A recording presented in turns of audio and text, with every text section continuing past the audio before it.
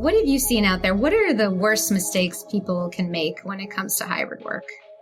That we end up rewarding people based on sort of the visual aspects of hustle culture, as opposed to outcomes. We did this during the pandemic at Slack. The team that was working on this built a set of playbooks around what are the types of things you can do with your team virtually to help build connection and cohesion.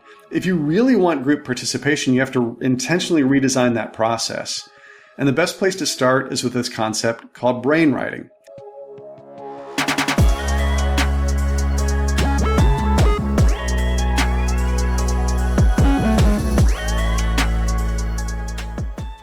Hello, heroes of hybrid work. I'm Jenny Mobius and an SVP at Skeda, where I'm lucky I get to help organizations bring their hybrid workspaces to life every day. Part of that mission includes bringing you the latest data and insights from today's top voices, researchers, and business leaders so you can make the best decisions for your business. On today's pod, Brian Elliott, former Google and Slack product executive, co-founder of the Future Forum and best-selling author of How the Future Works, shares the magic that happens when pairing data with listening to your teams, why how we spend our time and holding people accountable to outcomes is so much more important than where we do it, the top 3 reasons why mandates won't work, and the importance of leadership vulnerability. All right. Hi, Brian. Thank you so much for joining us on Heroes of Hybrid Work. Hi, Jenny. Great to be here with you. Thanks for having me. Awesome. So I've done a little bit of research here. So you've been at Google. You've been at Slack. You are a leading expert on the future of work. You've written a book on it. Yep. So it's a little bit hard to know where to start. There's a lot of data that you share on LinkedIn every day. So between the Flex Index, BCG, and Nick Bloom, I think it can all be a little overwhelming to our audience to kind of piece it all together. So I guess my biggest question for you is what stands out to you? How can we make the most sense of the impact hybrid work is having on the world today with all the data and all the stories and everything that you share every day? The biggest thing that you can do to some degree is listen to your own teams. I'm a big data geek. I love digging into the research and seeing what's working and what's not more broadly. But you've got to kind of pair that with also talking to your own organization and your own teams about what's working for them. What do they need? What are the gaps that they're finding? I mean, when you look at the research, there's a pretty consistent set of themes that come out, which is the assumptions that we had pre-pandemic that 9 to 5, 5 days a week in the office is where work happens didn't work for most people. And it's actually not the optimal solution in almost any situation, with the exception of people whose jobs literally involve being there to deal with customers or gear or equipment. So there's just so many ways that helps us sort of unpack it. But at the end of the day, flexibility is a big benefit and a boost to productivity, to people's sense of belonging in an organization, and to their sense of connection as well. So you talked about, really asking your teams, right? And then you were saying that the data really boiled down to like some very common themes. So why don't we start with those themes? But if you step back and you look at the research, what you're going to find is that it consistently says a series of core themes, one of which is the conventional wisdom that 9 to 5, 5 days a week in the office is what's best isn't really true. It's not ever been true for a lot of people. And if you think about like caregivers and the challenges that they face, people with different backgrounds, different abilities, but it's also just not true from a broader team perspective. Giving people the flexibility to work where and when they're at their best, especially at their own individual tasks, helps unlock productivity, helps unlock engagement, builds trust with them. But there's also an important role in bringing people together on a regular basis to build relationships and connection as well. I love that, Brian. Starting with the team makes a lot of sense, and no one size fits all also makes a lot of sense and resonates with me. Another piece that you mentioned that stands out to me is it's how we work that matters and more than where. You boiled that down really well in your LinkedIn post. Tell me why and more about time, tools, and trust. I thought that was really well put. Yeah. Part of what I was talking about in that particular one is we spend so much time sweating how many days a week people are in the office, when actually that has the least impact on a broad number of dimensions. How we spend our time is much more important. So what I mean by that is if 9 to 5, 5 days a week is always on and always available for meetings, for chats, for interruptions, it's really hard for people to find 2-hour plus blocks of deep focus time, which is what people need to be effective. And what happens is you turn someone's calendar into Swiss cheese. And those 2-hour blocks only happen at night after the kids are in bed and after dinner or early in the morning. And you're probably not going to be doing your best work then. I wish we spent much more time focused on how do we get, a meetings-driven culture under control a little bit? How do we teach people how to use tools that allow them to share status updates asynchronously, pass documents around, prep for a meeting ahead of time, and even more, just find ways to put constraints. Like, I'll give you an example. My own team did this for years. 9 a.m. until 1 o'clock on the West Coast is our core collaboration hours. Monday through Thursday, you're expected to be available for meetings during that time frame or for quick calls or chats or whatever else. That means that, you've got more flexibility outside those hours to do focused work or to pick up a kid or other things that are happening in your life. Doesn't mean you never have a meeting outside of those windows, but it means that your boss or the person asking for it has to ask first, right? Maybe there's an important conversation that just needs to happen at 3 o'clock today, or there's a customer that's only available then. So it's more about setting the expectations and putting some constraints around to that always on availability that ends up leading to burnout and honestly less productive employees. I love the example you shared. So tell me then, how do you build the trust to make sure that after one, work is getting done? I think that's kind of one of the most important pieces. Yeah. And there's almost the antithesis of this, which is the question I get asked or you hear from some senior folks is, how do I know people are really working if they're not in the office?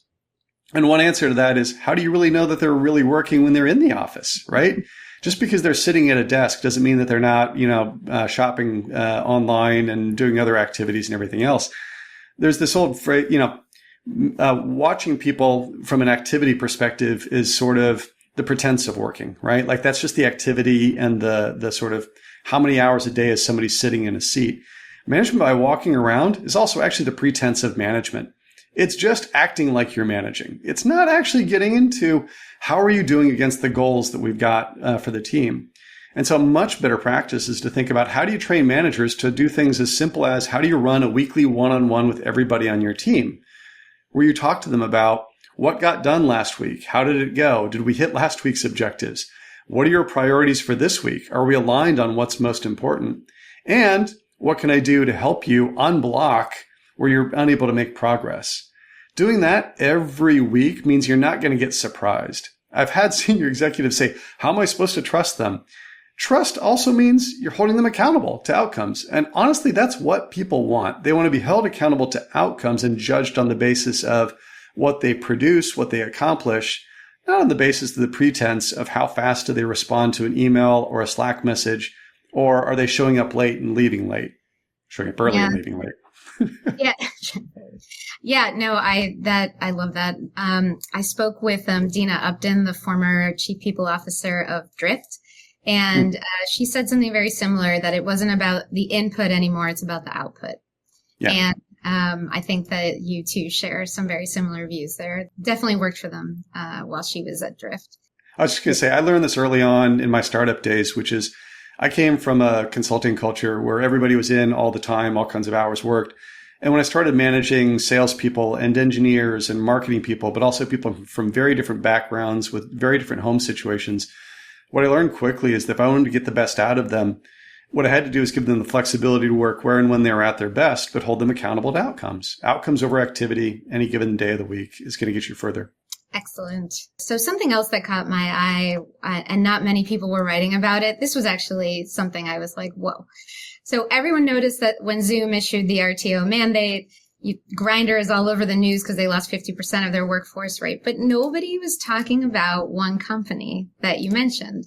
And I won't say who it is. I won't lead here, but it is the 120-year-old industrial company based outside of Detroit. So tell me how you came across this story and why you think nobody's talking about it. Yeah, I mean, Ford Motor Company is who you're talking about. Darren Murph, who a lot of people that are in this space know from his days at GitLab, where he literally wrote the book with that team on remote first organizations, is actually now at Ford. And I had the benefit of talking to Darren live at an event in San Francisco a few weeks back. And he was describing some of the things that they are doing. What Ford has realized at the end of the day is this is about talent. It's about their ability to attract, retain, and engage highly talented people. And then if everybody has to move to Dearborn, Michigan in order to work there, you're just going to be limited in your ability to attract people in the first place. And if you insist on 9 to 5, 5 days a week in the office, you're going to also restrict how many of those people actually feel like they can be effective, even if they live in that area, right? Given the needs that they've got at home, and also given I'm actually really good if I get a quiet space to do heads down work, and I'm not able to find that in the office. And so I think the thing that people will find surprising is it's not just the tech companies that are leading this space.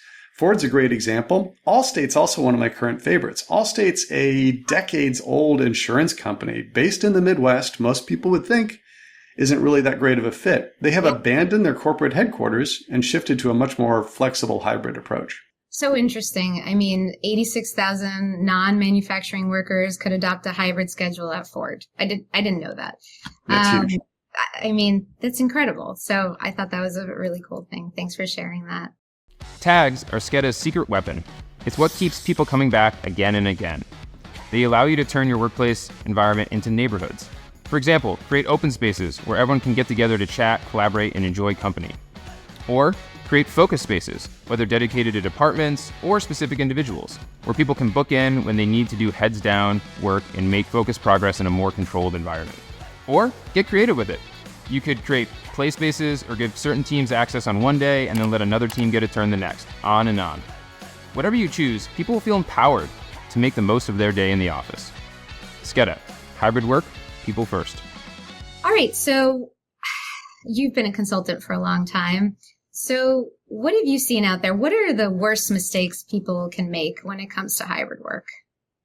So I think the biggest challenge that we're facing is people are putting too often a simplistic solution out there, which is we are hybrid. We will allow you to work from home on Fridays, and that's our hybrid solution. So congratulations.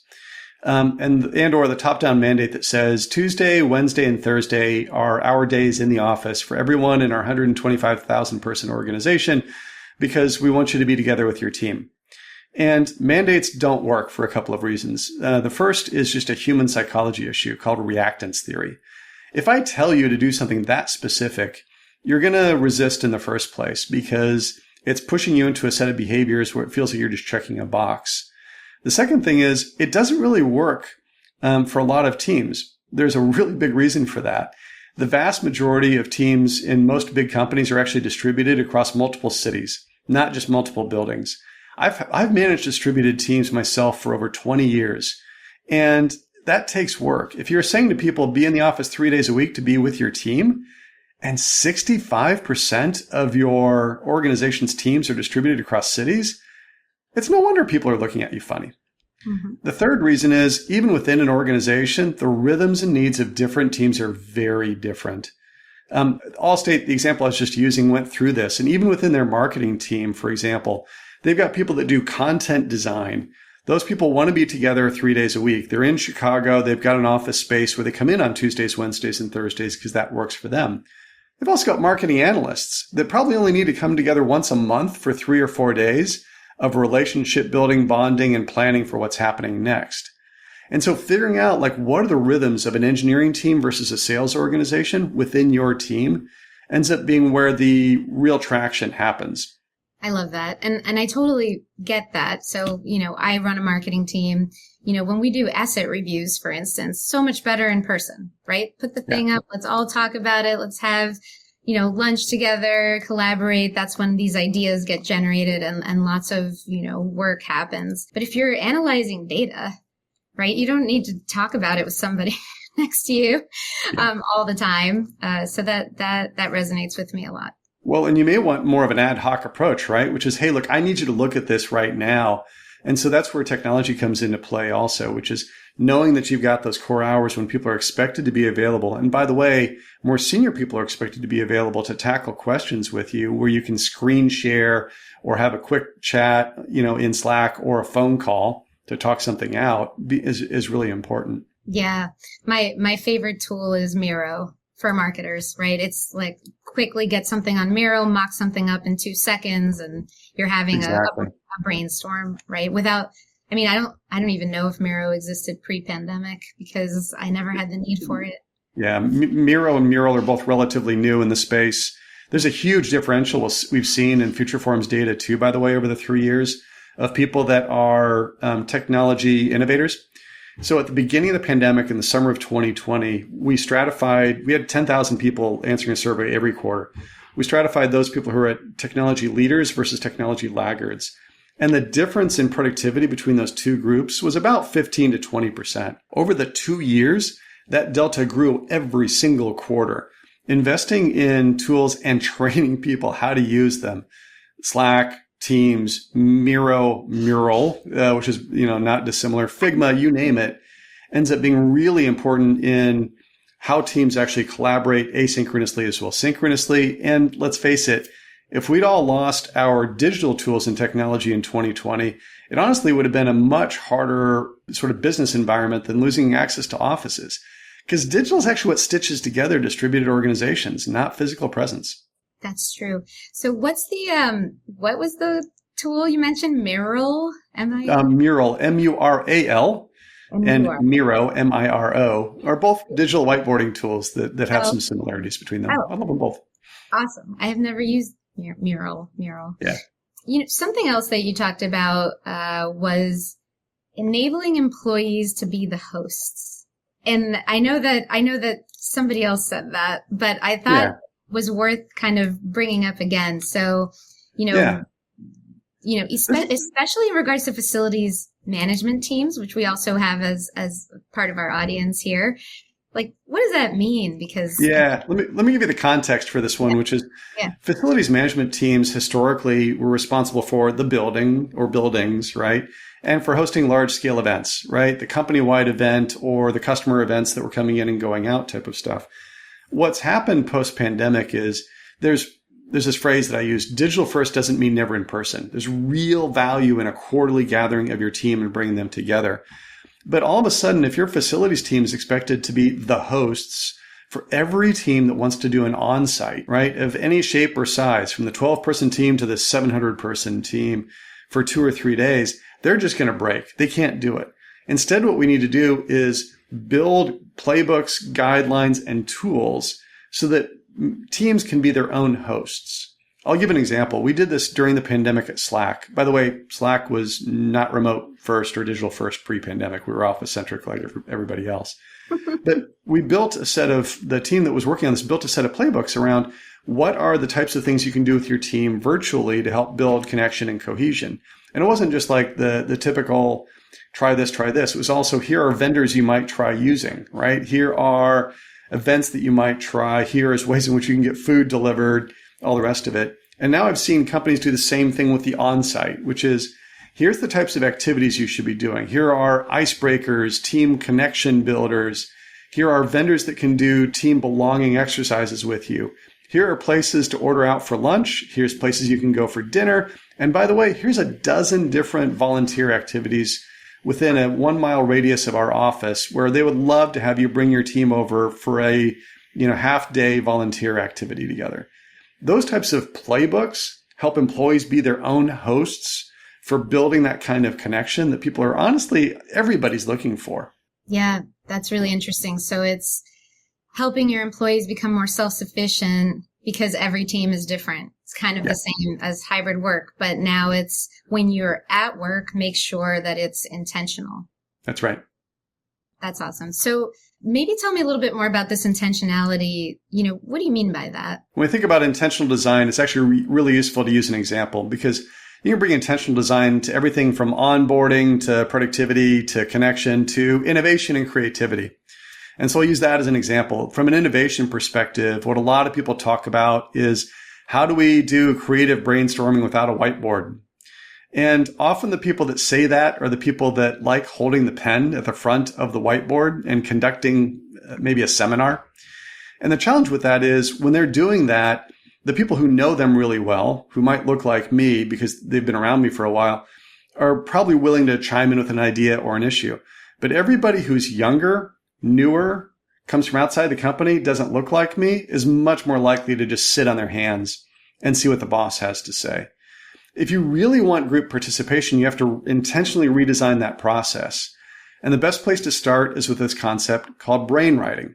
So we've got a problem we're trying to work on or a research report we're trying to go through.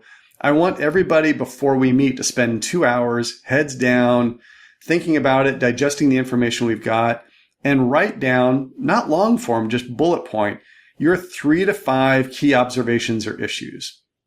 Keep them to yourself. At the beginning of the meeting, we're going to throw up a Google Doc or a Microsoft Word doc or a whiteboard or whatever else we've got, or if you're in a room, stickies, and we're all going to put them out there at the same time.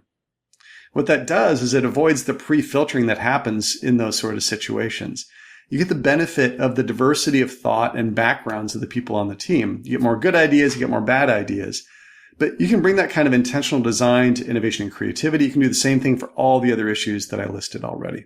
Yeah, that makes sense to me. And that's appropriate no matter where you're sitting, right? I mean, something that I think about too is people are, behaviorally different. Some people want to think about it before they show up to a brainstorm and are not as good as thinking on their feet, right? My co-author on How the Future Works, Helen Cupp, is an introvert. She's not one of those people that wants to be thrown into the situation where on command she's expected to be, brainstorming about something and come up with solutions. She's brilliant. And so if you give her the time and the space, she will actually come up with great ideas, but don't ask for it to happen on the fly with people for whom that's not a natural act. Yeah. It's interesting because that definitely applies to on-site, remote, hybrid. It's something to keep top of mind and maybe something that we've forgotten in all of these, dances that we're doing with should you be in the office or should you not be, when in fact, actually this applies across the board. Yeah, exactly. If you can take that kind of intentional approach, the where you're doing it matters the least. It's how you do it that matters the most. I agree.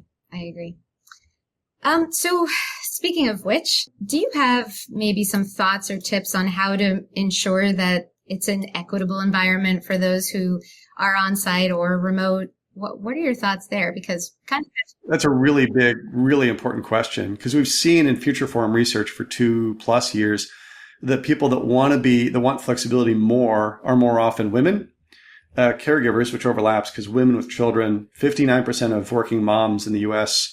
want to work from home 3 days a week or more. We see it in people with disabilities. We see it in data around all kinds of people with different backgrounds and abilities.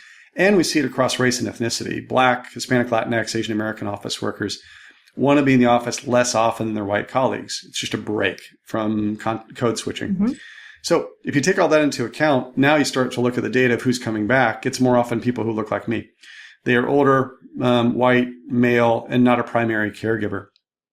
And the risk we run is called proximity bias, that we end up rewarding people based on sort of the visual aspects of hustle culture. Brian shows up early, Brian stays late, therefore Brian must be great. We should reward Brian with the next opportunity or a promotion, as opposed to outcomes. And so really part of this is just starting off with how do we actually make sure that our reward systems opportunities are based on the delivery of outcomes, not on presenteeism. The other is leaders have got to set the tone on this. We did some stuff at Slack around this in terms of setting speed limits. So executives don't come into the office more than 3 times a week.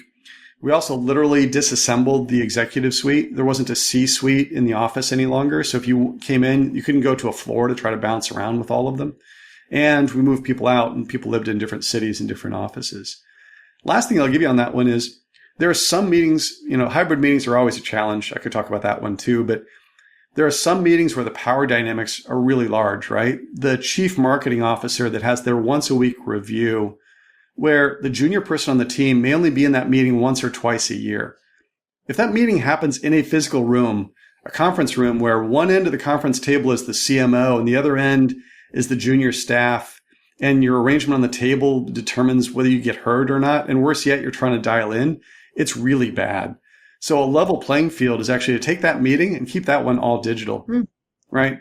It's the sort of thing where the Brady Bunch Zoom aspect of it helps make sure you've got a level playing field and people don't feel like they have to be in the room where it happens.